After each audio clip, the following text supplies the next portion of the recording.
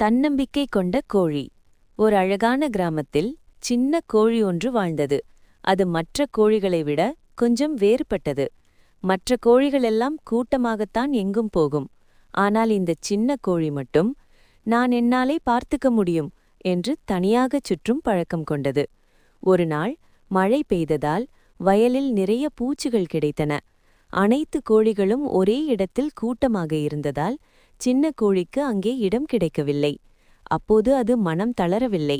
அது வேறு ஒரு சிறிய வயலுக்குப் போய் தேட ஆரம்பித்தது. அங்கே அதற்கு நிறைய பூச்சிகளும் தானியங்களும் கிடைத்தன. அது மகிழ்ச்சியாக வயிறு நிரப்பிக் கொண்டது.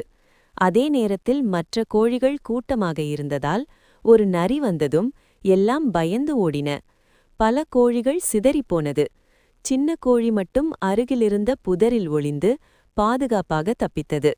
மாலையில் எல்லா கோழிகளும் கூடியபோது மூத்த கோழி சொன்னது, இன்று நமக்கு கற்றுக் கொடுத்த பாடம் ஒன்றிருக்கு. எல்லோரும் ஒரே மாதிரி இருக்க வேண்டிய அவசியமில்லை. தன்னம்பிக்கை இருந்தால் தனியாக இருந்தாலும் பாதுகாப்பாக இருக்கலாம். சின்ன கோழி சிரித்தபடி அமைதியாக தன் கூட்டத்தோடு சேர்ந்தது. நீதி: தன்னம்பிக்கையும் புத்திசாலித்தனமும் இருந்தால் எந்த சூழ்நிலையையும் நாமே சமாளிக்க முடியும்.